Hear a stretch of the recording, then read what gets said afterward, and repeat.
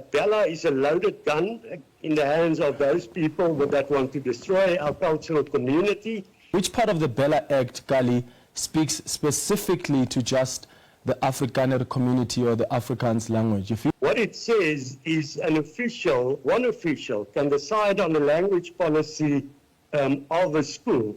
You're talking about the Bela Act, you're saying it directly targets Afrikaans and the Afrikaner community. Which part does that? And you have that within a context where Panjasa Lesotho and MEC Cheluani states openly there's no place for an Afrikaans school in the country. So we know what the intentions are. Guys, one of the reasons why I like this video so much, right, is, this whole thing with the Bela Act. I've actually been following it slightly here and there. I read the document, watched Gated Mackenzie coming out, on the streets to really defend the right for language, keeping Afrikaner, language that he speaks Afrikaner too. And, the arguments from the DA members and all of that. And also Lesotho's podcast interview with SMWX's Wimpofu Welch. And the whole thing, it's been sketchy, So I've not really come to a close understanding of the perspective of, like the Afrikaner, as Kali Creole in this video really explicates it clearly for me. And also on the perspective of, whom actually, because Clement, this SABC reporter Clement, is almost sounding like an, not a journalist per se, but he sounds like somebody who is defending, like an activist who is defending a position. And so in this kind of debate, you are bound to really hear truths, all right? And so both of them are really angry. When you listen to the interview, I'm going to be playing soon, I could actually feel both of them, their bodies vibrating under the suits where they wear like, professionals. But I could really see both of them are really angry. Clement, the SABC reporter, angry. Kali Creole angry on this whole issue with Bela and what it actually does. But from the little I'm beginning to put together, it appears that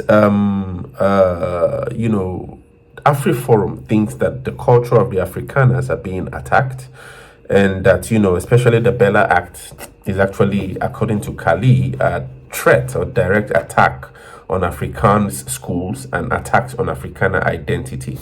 And one of the reasons I make these videos is because West Africa, from where I come from, also really needs a kind of education on this whole issue, so that there's an appropriate knowledge being transmitted across Africa to be able to understand this whole thing, because it's beginning to be, for me, something close to what might be called the Afrikaner problem. Soon it's getting close to that, you're right? And so we really need to be able to understand clearly. And I really don't know if I can do justice, but I know that there's a little effort here and there to really understand what's really going on with these problems, with the Afrikaners in South Africa. I told you guys that Africa's biggest YouTuber, Wode Meyer, actually made a video on Orania, and it has actually, if you watch the video, bro, the comments have blown up, as in, it's crazy.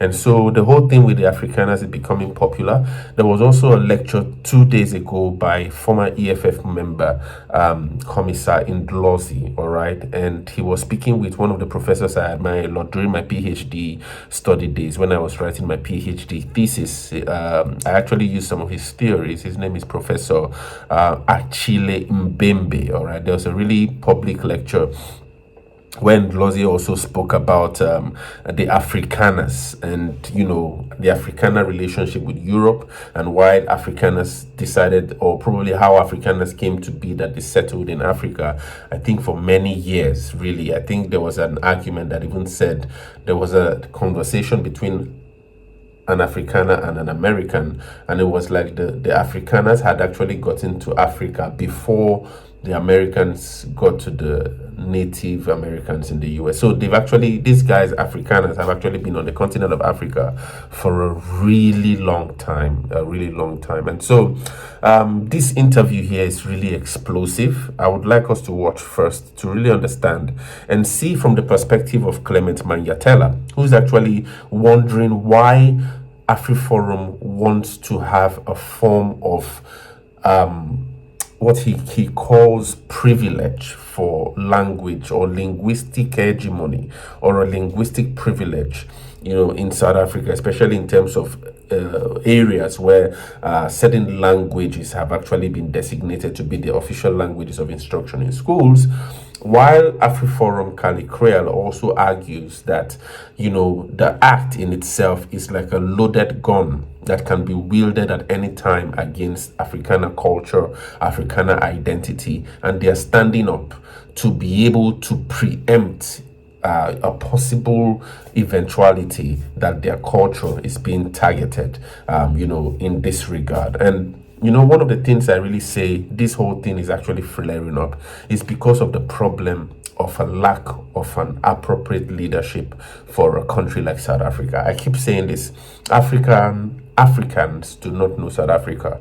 We are just learning, and Kwazemi, this channel has been at the forefront of that education, and I'm really trying my best. There's a lot of work that needs to be done to educate Africa on South Africa. All right, we don't know South Africa at all. Okay, and so let's just quickly listen to this really heated argument. If both of them were actually to be left alone together in the room, I'm sure both of them would throw punches at each other. But anyway, let's listen to how Clement Manyatela and Afriforum debate really in a really fierce way Bela Act and Afrikaner identity in South Africa, and I'll be back for a few thoughts. So you mentioned that you told and you thanked the President Trump administration for highlighting the human rights violations against the Afrikaner community here in South Africa. What are those human rights violations? Well, I think the worst thing any government can do is to attack the cultural existence of any group. And remember, Afrikaners don't have traditional areas where our culture and language can thrive. Afrikaans schools plays a central role in Afrikaans cultural communities. And what we've seen with the Bela Act is a direct attack on Afrikaans schools. It's an attack on our existence. We told the president that we wanted to solve it locally, as he is urging us. He mandated people to negotiate on behalf of the presidency at NETLAC. Okay. And then afterwards he just said, well, he lied and said he didn't know about it. Yeah. So which part of the Bela Act, which part of the Bela Act, Kali, speaks specifically to just the Afrikaner community or the Afrikaans language? If you've read that act, because you're talking about the Bela Act, you're saying it directly targets Afrikaans and the Afrikaner community. Which part does that? Because my understanding of the Bela Act is that it deals with a number of mother tongues, a number of different languages.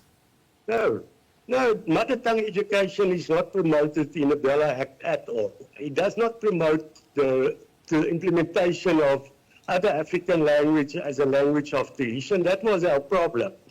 What it says is one official can decide on the language policy of a school. And you have that within a context where Panyaza Lesotho and MEC Cheluani states openly there's no place for an Afrikaans school in the country. So we know what the intentions are. Bela is a loaded gun in the hands of those people that want to destroy our cultural community.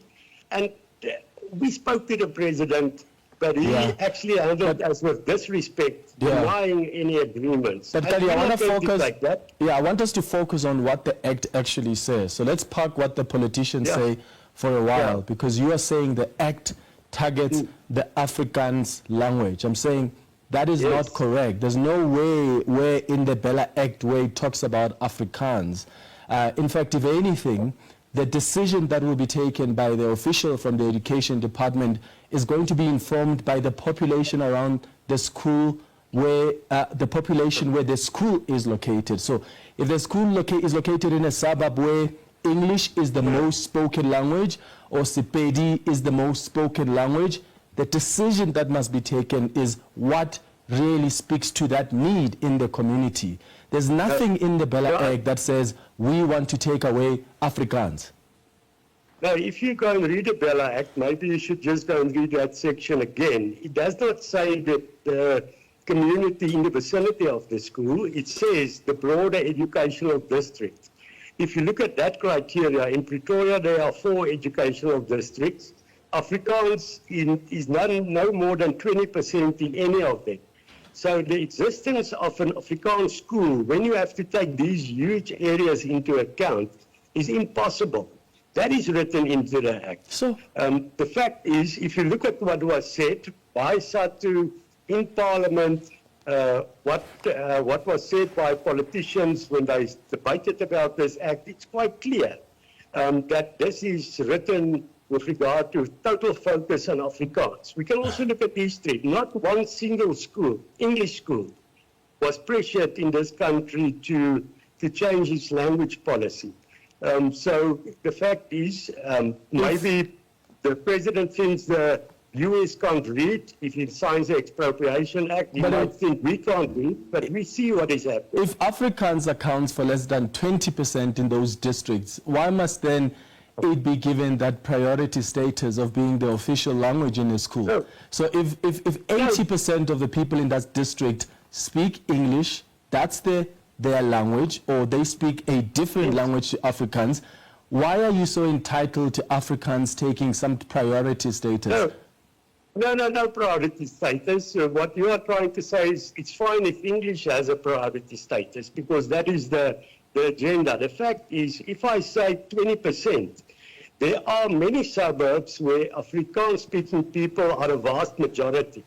But if you're now taking this broad area that there are 30 schools, you use the demographics of the broad area and apply it to a school in an Afrikaans area, you can say that school must now change its language policy. And that is our problem with the Bela Act. That is why we try to engage locally with the president. But we were snubbed. We were snubbed with regard to the Expropriation Act. We wrote, before we came to the US, we wrote to the president and said we want to engage. Yeah, we'll get to the expropriation, Kali, but I wanted the listeners, I wanted the viewers to actually understand this. You are saying that even if in a district, right, Afrikaans speaking, that accounts for less than 20% or 20%. As Afriforum, you somehow expect that a school that is located in a district with a 20% of people who speak Afrikaans, somehow Afrikaans must be the language that the school adopts. Let's bring it to your program. 90% of these people in this country aren't English speaking. But you have an English program, you have an English television station. That is unity in diversity. You allow a number of things. If you are saying there can't be an Afrikaans school when in a suburb that is majority Afrikaans, then you are saying there shouldn't be an English television station. That's how ludicrous that argument is. Not at all, because in fact the SABC has many other shows that are geared towards other populations, but the SABC, so they've got other shows that are geared towards other whether it's Shivenda, whether it's Sesotho, whether it's in Bela. But here's the thing about education. Schools, Afrikaans, English, in an area where the majority of people speak Afrikaans. So what happens if what happens if I'm in that area where the school is located, 20% of the people or less speak Afrikaans. I do not speak Afrikaans. I speak Sepedi. I'm located in that area, and there's 40% of us. Why must we draw towards Afrikaans? No, then you must put pressure on government to provide schools in Sepedi. You are now saying, I stay right across an English school. My children can't go to that school because they want to study in Afrikaans. We should say, let's make sure that we look at providing real unity and diversity. We must withdraw the mother tongue education and not act as if we are still some kind of colony, that English should be the only language. Well, what is the diversity, Kali, when your kids, for instance, are not even learning any of the indigenous languages? Do your kids learn isiZulu or Sepedi because you want us to celebrate diversity? That is what diversity is. My wife speaks Sepedi. She had it until third year at university. Do your kids? Unfortunately, in the new dispensation, there was a change with those subjects being taken away. Our proposal, when we negotiated with the ANC, was to say make 3 African languages or 3 official languages compulsory at schools. Those were the kind of proposals that we brought to the table. Unfortunately, the president simply ignored us and decided. Are you prepared to have your kids? Are you prepared to have your kids learn Sepedi or isiZulu or Shichanga? Of course, that is why we made the proposal that we want compulsory languages to be taught in schools. But it seems like Panyaza Lesufi does not want his children to hear Afrikaans, and that is the real problem. They want to destroy our schools, and we will not take that lying down. So we have self-respect. If the president disrespects our cultural existence, we will not stand for it. Yeah, so you guys could hear for yourselves, guys. It's a lot of anger. You could see. You could hear Clement angry that, there's nothing in the Bela Act that actually says that South Africa wants to take away Afrikaner language from schools. But Kali contests that really critically, arguing that, Clement should go and read the Bela Act again because he really probably did not understand how Afriforum understood the bill. Clement is also wondering why the Afrikaners should feel entitled to Afrikaans taking a priority status in South Africa as a language of education. But Kali also refutes, saying that, I think he says that his wife speaks one of the indigenous South African languages, and because of certain policies around that, actually, probably I need to do research on this anyway, but he would have preferred for his children to also pick up isiZulu and Sepedi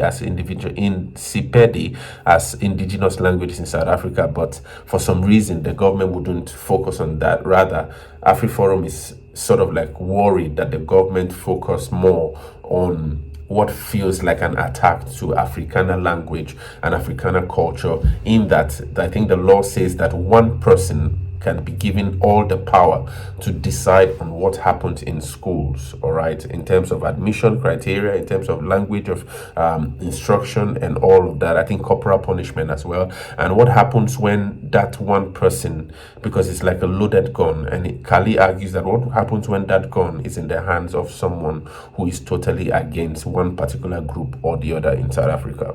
So this is, I think, what I'm hearing, I'm trying to understand from Kali's Afriforum's argument in this whole debate. So you could hear him actually arguing that Clement is misinformed.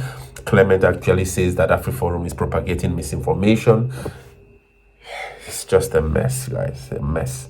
But anyway, what do you guys think about this interview? The final video I'll be doing on this would actually be on the comments. I saw a lot of really interesting, heated comments on that video from white South Africans, from colored South Africans, from Indians.